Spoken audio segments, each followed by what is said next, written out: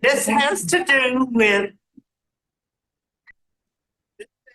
is about turning of the year and Epiphany.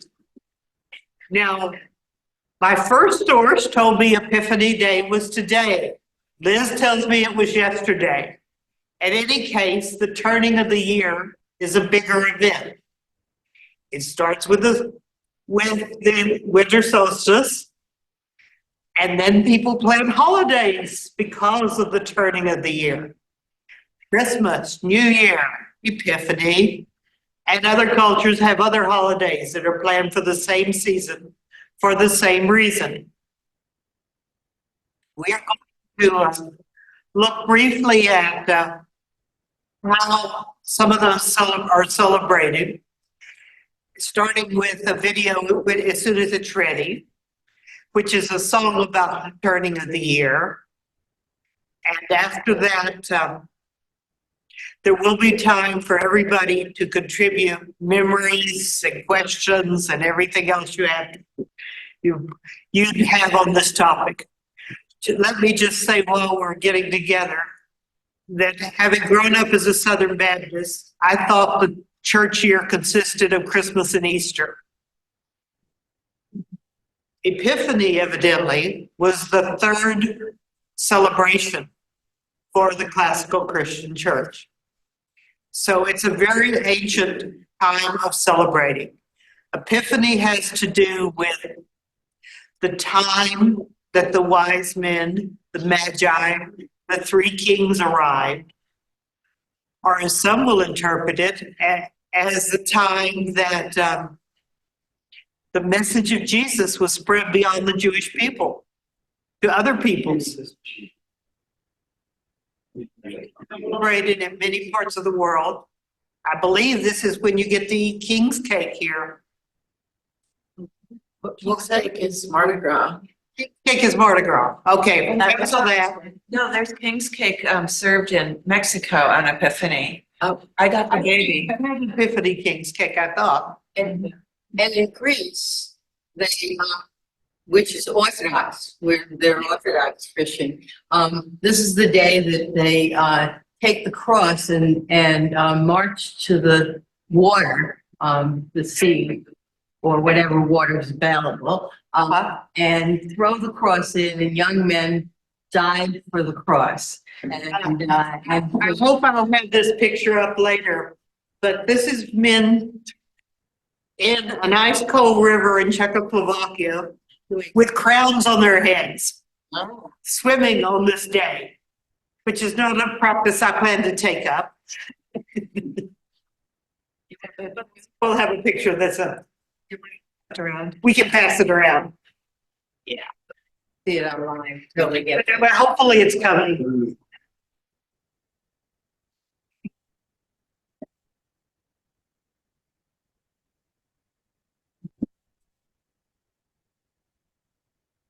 Like a cold way to celebrate to me. But very similar to the thing about people jumping into Barton Springs on New Year's Day. Right, in Barton Springs. Yeah.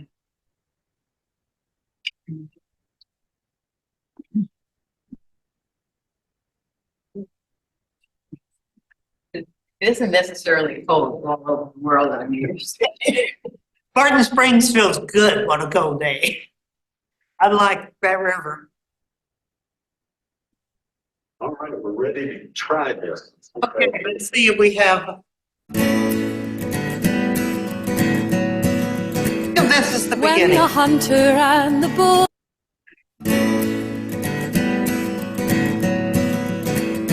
When the hunter and the bull are chasing down the setting sun, dissolving in an icy blue beyond the gray horizon, we turn to feed the fading fire, dream deeply through the night, and cherish songs that carry us from darkness into light. And we will sing at the turning of the year, knowing we are a short time here.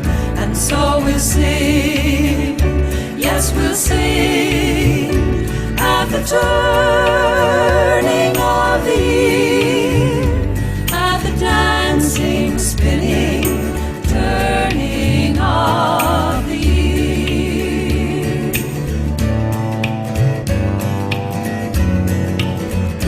When the greater and the lesser bear sleep soundly in the sky, and the seven dancing Iroquois across the heavens fly, we turn our backs against the wind that drives the bitter cold, and celebrate the wonders that a new year will unfold. And we will sing at the turning of the year, knowing we are a short time here. And so we'll sing, yes, we'll sing at the turning of the year, at the dancing, spinning, turning of the year.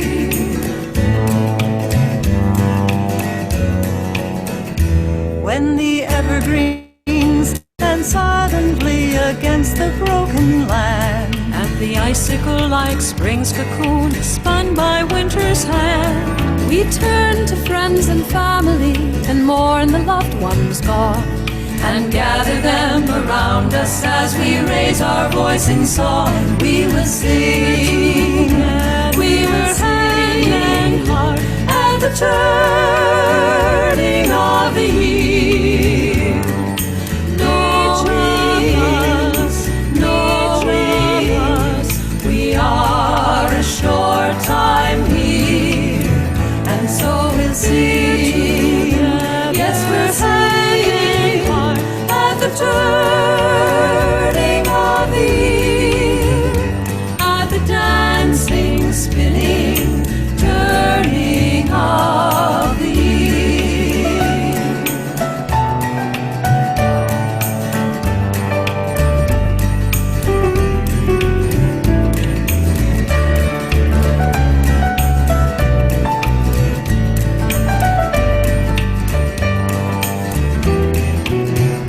Now the solstice moon is like a pearl suspended in the lake, frozen underneath a spell no human hand can break.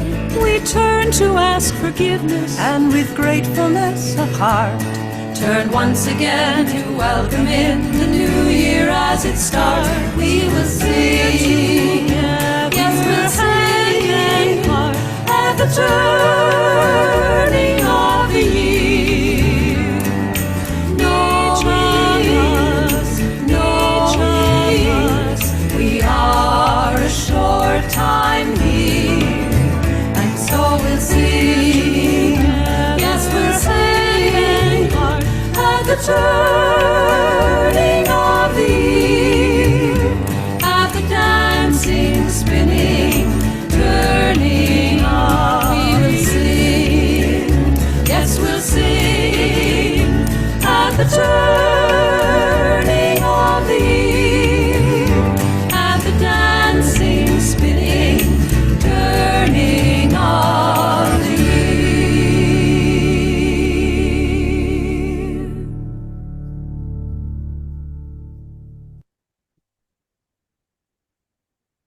Chip, when you can, if you will put the words to the song up. I was going to start after that with a brief introduction. For some of us, you've heard my introduction. Let me say that I'm taking the whole season from solstice to Epiphany as one turning time, and that's our topic for today.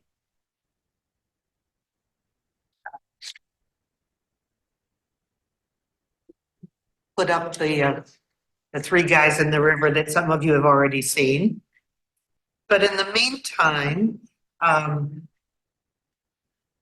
like to know how any of you mark this time of the year. In my family, and this is a change from the family I grew up in, We didn't take down the Christmas tree or put away any ornaments till yesterday, because that was 12th day. What do you want this time of the year? Oh, we have our anniversary. Meeting. Anniversary party. Yeah. I get a new calendar. It's a big deal. This year was an unusual year in that we started the season with a birthday. There are 2 birthdays in December in our family. Of our great nephew up in Dallas and Terry's brother. And we went up on the 15th to celebrate that. It was the 18th birthday of this fellow, and he was very much 18 and was really fun. And then we celebrated with a Vietnamese restaurant dinner. And then we proceeded to come approach Hanukkah. And of course, we had our Christmas party the next day, the 16th, the Christmas party here. And then Hanukkah, I guess, has been a little bit before, because we kind of celebrate Hanukkah too, a little bit, at least. Joanna had, we lit some candles, and then to me, it's all about life. And then, unfortunately, Terry and I both had colds during Christmas, and so we didn't do the normal celebrations that we would have, having dinner with friends. But we made it to the first of the year when we celebrated our anniversary, and then I actually unplugged the Christmas tree this morning. I didn't do it yesterday. I did it this morning. So I will put that away when I get back. And the menorah, which has sat out all the time. So, but I think it's mostly about light for me. Keep lighting candles, lighting everything, because you really, really need the light at this time of year. Because Stuart points out to me that our celebrations of this is very northern hemisphere centric. But yes, because this is the time of dark, we won't light. Is there a similar time of year for people in the southern hemisphere that occurs in, I guess, June, July, yeah. I don't The same celebrations that I recall. I don't know if the Maori or the Aboriginals in Australia The Aboriginals, the Maori, or something. I don't know, but I've been Thinking thinking of- the same thing since I was born in the southern hemisphere in winter. So having lived in the stuff. Okay, anybody else? What do you do to mark this time of the year? Yes. Holiday season for my family begins the week before Thanksgiving.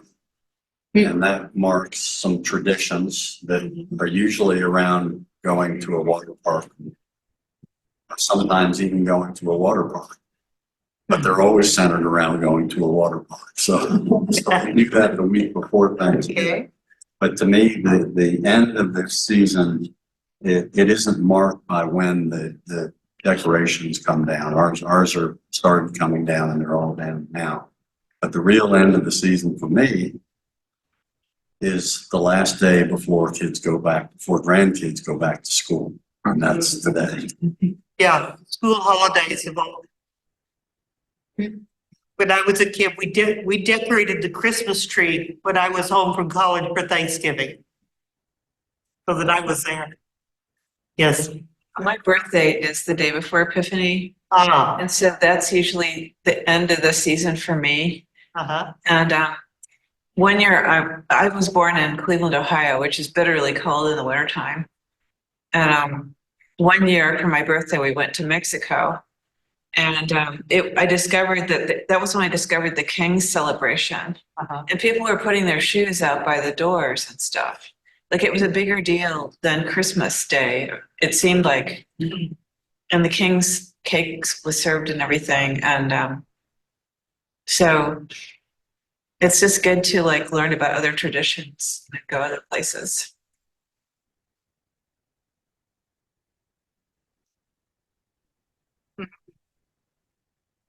Yes, Howard. I don't know if this is a counter story or something. So As you know, it was and probably still is a tradition in elementary school, the day up before, people go on the break to have a party Right. with gifts and things like that. And so, I always was a very healthy kid and I had perfect attendance. Um,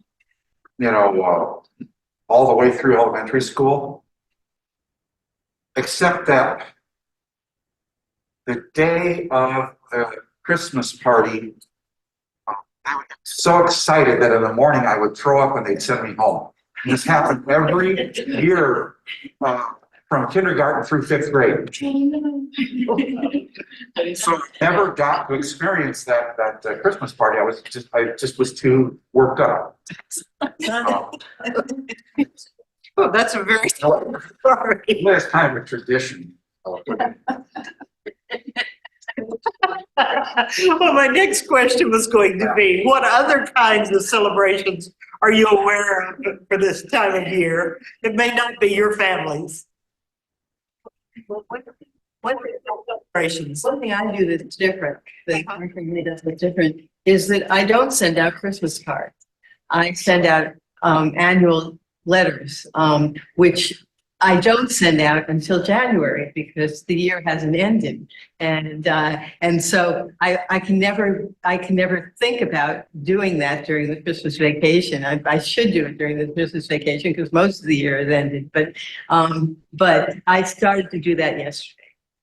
So I picked pictures. I went through all my pictures and that gave me some idea of what had happened this year. So in our family. So that is a different thing that I practiced since I've been married, basically. So Some of you have already said things that happen in other cultures or other places in the world. Go ahead. I guess this is sort of like a transition from like what I do versus what I'm trying to figure out what I'm going to do, because I'm still trying to figure out sort of what I want my tradition to be for New Year's, because Matt and I live together now. We're away from our families, so we're trying to figure out what our traditions are going to be, and ours that we started this year. So we'll see if it becomes a thing. So we chose values for the new year to try and think about a little bit more. And that was kind of nice. It was better than a New Year's resolution because I guess New Year's resolutions would follow the values. But yeah, that was one thing. I didn't quite hear what you said. Oh yeah, sorry. We chose values for the new year, which is a new tradition.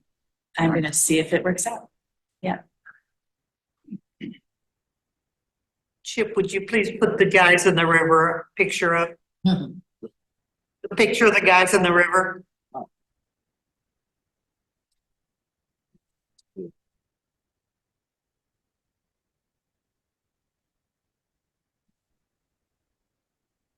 This one.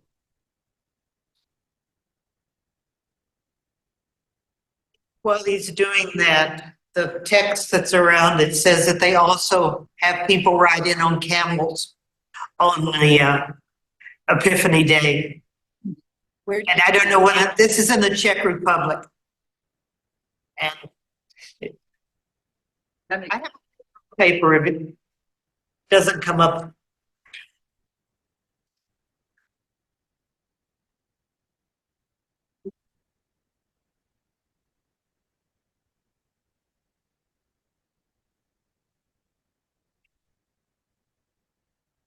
Anyway, so there are many different Christian, quote, Christian traditions, as well as traditions with other peoples. Did you notice the line in the song about the 7 dancing Iroquois? I don't know what they danced across the sky for at that point in the year, but this is the picture I was talking about. Evidently, that river is just above freezing. And if you can see, those guys have crowns on their heads. Oh, is that what that is? I thought it was goggles. Yeah, they have presumably plastic or lightweight crowns on their heads. And that's in I forgot the name of the river, but it's in the Czech Republic.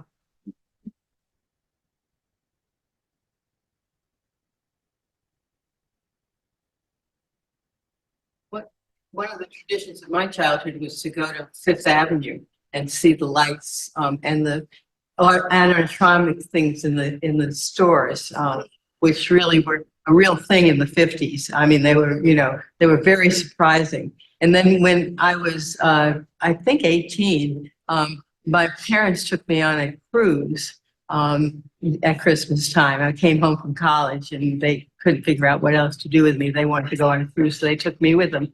And we were on Christmas, we were in Puerto Rico, and they had animatronics in their stores and snow and all of those sort of things, which seemed totally inappropriate. So, but it was really interesting. So I think those animatronics and the skating in I mean, you've all seen Rockefeller Center and seeing what it looks like, but when you were, a 5-year-old, it was really, really special. So, and those things were pretty new in New York City at that point. I think, Yeah. okay, I had something similar to Liz. We would go to downtown Houston. You should go downtown, and Foley's window would have a big display, and we would watch. There'd be movie room parts, things like that, So we were just totally taking it. So that was a big deal, just to go downtown, look in the Foley's front window. Like going to 37th Street here. Maybe so. For us, it was the same thing. We never went to the big city, so otherwise. One of the traditions that we actually started this year, it has to do with Barton Springs. I know here in Austin, there is some tradition of going for a swim in Barton Springs on New Year's Day. Well, we chickened out on that. But we did go the week of Thanksgiving, which was kind of fun, and it was a lot less crowded. So it's kind of fun. That is a kind of fun tradition, and your picture certainly reminded me of that, although the water of Barton Springs is considerably warmer than 4 degrees Celsius. Yes. Barton Springs and the San Marcos River are lovely for the winter swim.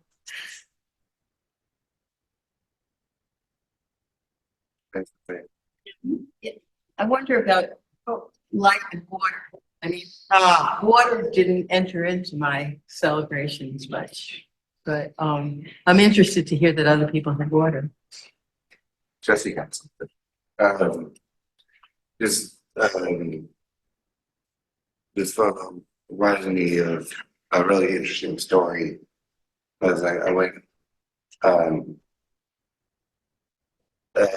New York because on vacation in May.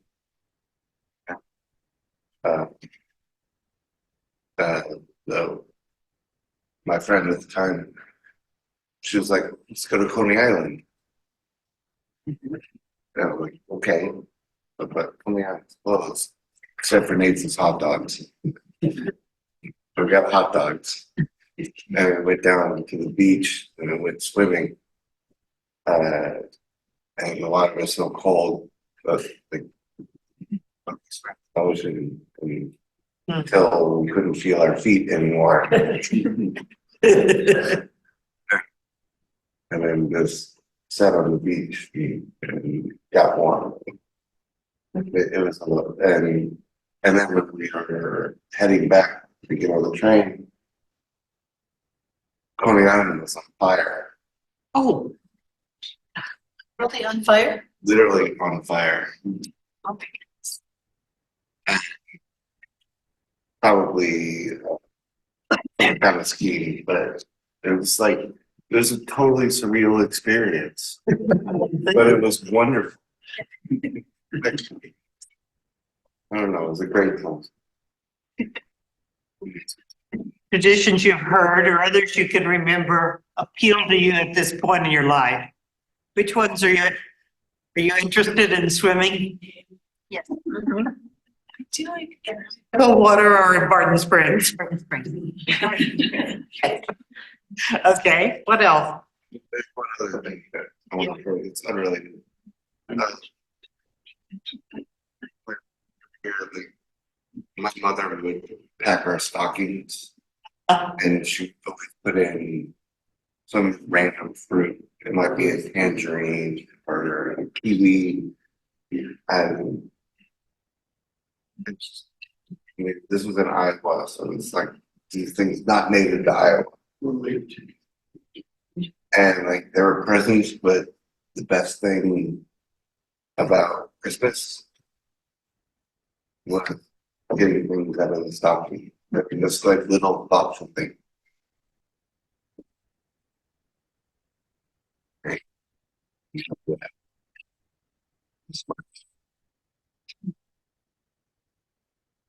My great grandmother's swam in Rockaway, every morning, of her life. Well, of her life when they lived in Rockaway. And she lived to be 95. And, you know, it was, Rockaway is one of the beaches near Coney Island. And it is cold. It is really cold. My great grandma. Did I say my great grandma here? Not my grandma. Howard. Oh, Chip, I think you were. I can't see Chip's hand. Well, I was just gonna add one tradition that is a Christmas tradition in our house, and that's the Christmas tags. And the Christmas tags they're usually a clue of some variety, and they aren't meant to stump or to easily give away, but it's just become a very entrenched. In fact, my son was telling me before Christmas that he realized how important the tradition has come when he realized he's looking for presents based on how good of a tag he can make out of it. Can you give an example? Yeah. Well, they can, again, they're let's see, I got a shirt this year from my daughter. And on that shirt, I had made some gifts of books about women scientists. She gave me a t-shirt that had a bunch of women scientists, which I've only worn once yet. And that tag was, "This will help you be better." Something. Anyway, and again, and then she's not saying that I'm bad. You know, it's kind of, Better than you. yeah, it has some meaning towards the present. That one. That tradition appeals. Yes, whoever's the hand at the back. So, my mother's family is directly descended from the first Puritans in Massachusetts. And of course, they immigrated many years ago out to Iowa, etc. But it wasn't an austere idea about Christmas, but especially as we all got older, you know, she would decree, we will not exchange gifts. We will have a white elephant rag. She would decree there'd be some format every Christmas that she would decree, and it didn't involve people going out and buying presents, you know, but it did involve some sort of symbolic exchange of gifts or something like that. I recently at work, you know, someone had over the copier, this is a number of years ago, someone had put up, you know, a happy holidays kind of a thing. So I went and I found the ordinance from Massachusetts in 1650 that said there would be anyone caught celebrating Christmas, either by refraining from work, by playing games, by singing songs, by exchanging presents, would be fined 5 shillings for the first offense and put in the stocks for the second. And so I printed that out and put it up and said, you know, have a good old fashioned. And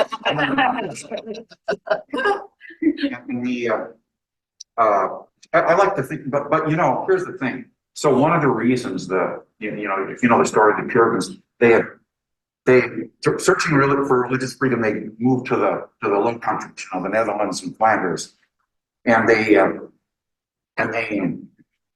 And they stayed there for a few years, and they had religious freedom, but they were scandalized by the way that the Dutchans, carried on and did things, and especially scandalized by how they celebrated Christmas.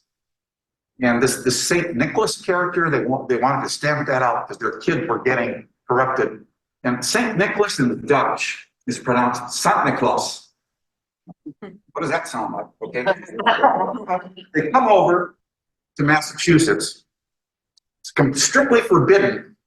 But this Santa Claus, somehow Santa Claus got passed down for generations, even with these strict prohibitions. Yeah. I'll let Terry say it. I think you know what I'm going to say. Yeah. Okay.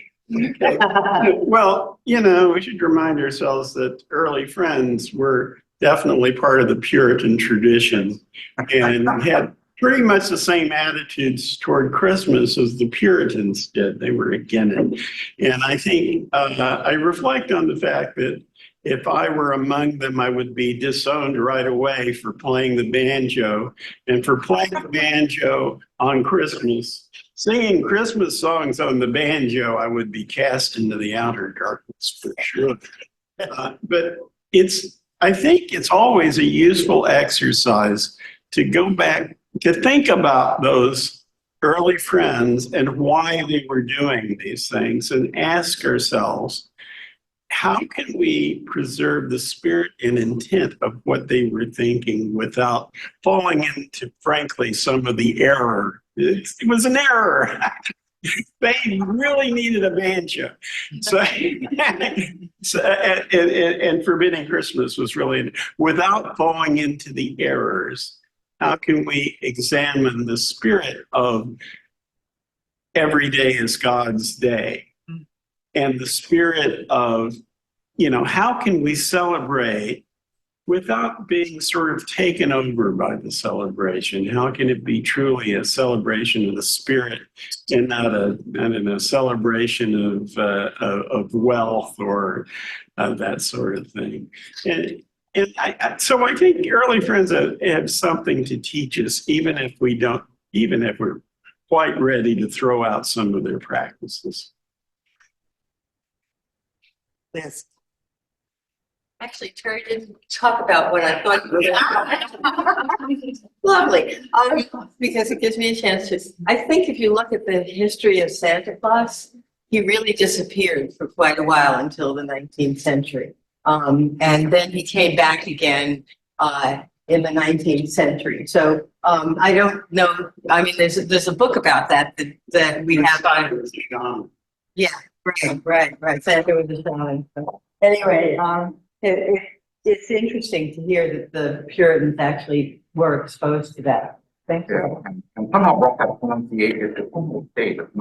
So Yeah. one more thing. My first ancestor that came over on the Mayflower, it's recorded that he then sent for, after he got established, he sent for his wife and young children, one of whom would have been my other next ancestor in the next generation. So I like to think that might have been the kid that, that brought him. Yes, please. I'm thinking about the pagan origins of why Christmas is on December 25th, which is very, very close to the solstice. And some of those other festivals that we talk about, like, Hanukkah is a festival of light. I don't know enough about Judaism to know how Hanukkah was set in place, like on the calendar. But I'm thinking about the pagan origins of Christianity and about Christmas. And the idea that, I guess, and it seems like Howard would be the expert on this. I'm sure there are others in the room as well, not me. But when, I guess, early Romans or Christian Romans were trying to convert people, the idea was to try to take one of the holidays they're already celebrating and kind of co-opt it, right? Saturnalia, right? And so there's an example, and then that ties into a little bit of what Terry's talking about, I think, because maybe what the Puritans were trying to overcome was this idea of paganism, and paganism being associated with all these bawdy celebrations, perhaps. I don't know, but go ahead. Sarah, no, Sarah. I think I have that information in a book of yours that I still have. Really? Yes, I believe it's in, so you're right, you could turn that book. It is undisputable that we are at the turning, or the year has turned. Therefore, whether it's every day or immediately and at this particular time, what is our celebration? What is the epiphany? What do we want to bring forth in the next day, in the next year?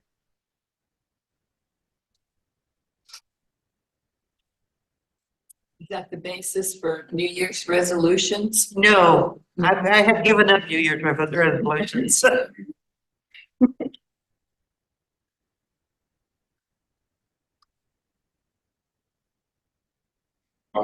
Like, I've been really worried about people that I consider my friends, and I hope that they can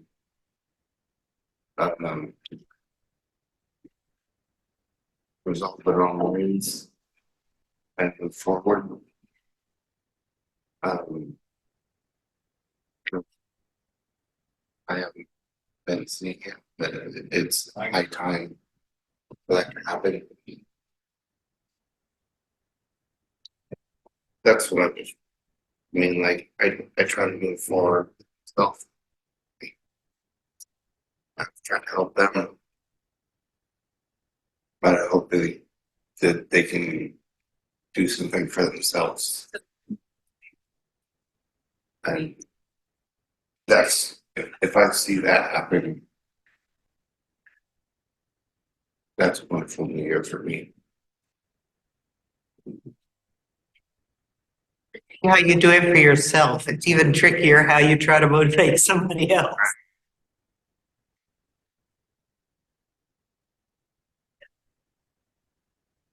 Would you answer the question again, please? Is, okay, if we assume this is the turning of the year has turned. We are now officially at 24. Epiphany is upon us. What do you want to celebrate, and how does that inform your year? And every time I say it, I will revise it, so it's not exactly the same question.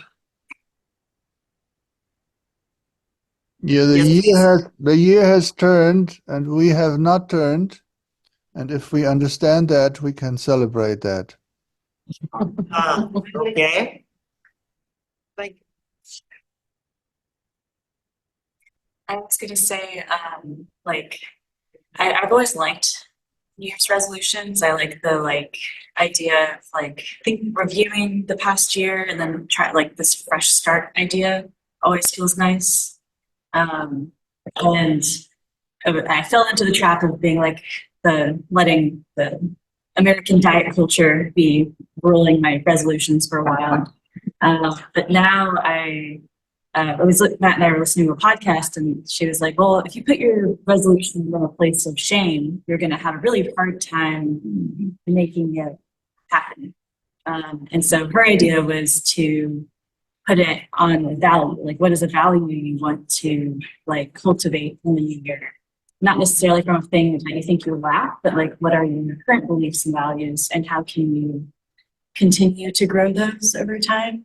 And that seems much better. And so that was why I chose values for this year. I haven't chosen resolutions that go with the values yet. I figured step one first, but that was one way I liked that sort of reframing of the resolution, because I think it's still helpful to have I don't know, traditions around marking new times that allow you to take a pause and reflect and then move forward with a fresh idea. But yeah, that's it.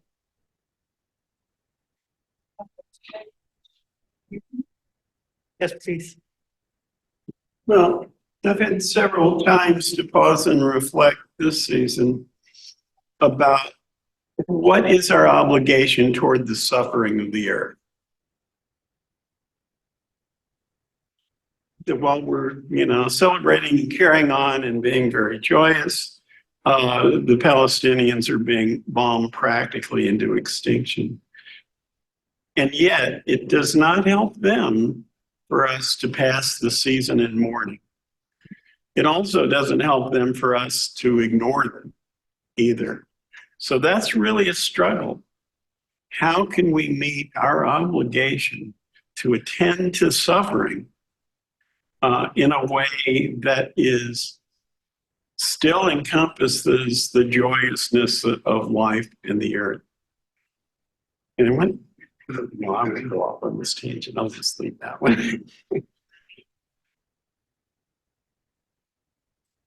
The talk of values and our intentions kind of brings a poem to mind.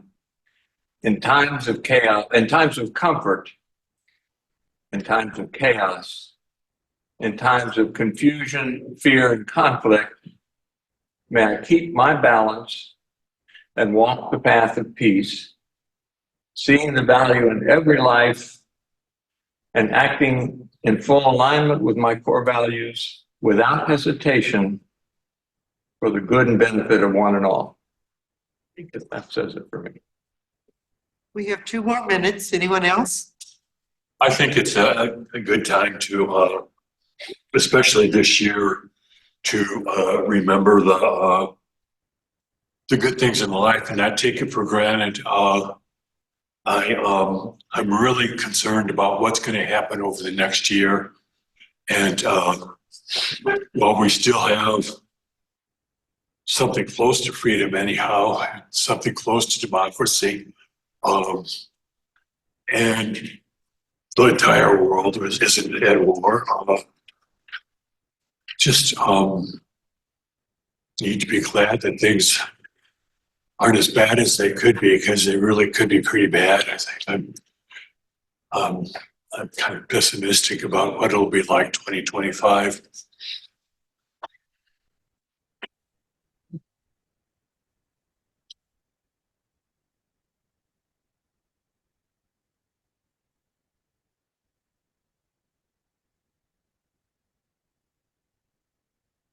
Yes. I keep a little book on my by my computer, and it's the Rule of Saint Benedict, and it's titled, though it's an Episcopal guy who was translated it basically into something that works for me. And he titled it, though, Always We Begin Again. And I think sometimes when we think of things in years, and we think of holidays as special, that we lose the fact that we always begin again when we wake up in the morning. And the kind of home prayer that Tobin just spoke of seems to me the kind of thing we need to think of, not when the year changes, and not when the month changes, and not when we have a holiday, but rather every morning. And I try to do that. It's not an easy thing to do. It's easier to be, worrying about for me to be worrying about, do we have enough food in the house and all kinds of things that, will my car work? That kind of thing. But I think that is a very friendly Quaker way of approaching it, as well as being the rule of Saint Benedict. So, and what he's saying is every morning we need to love, find within ourselves the love to give to other people. That's what I think is being said. Thank you, friends. It's been a pleasure.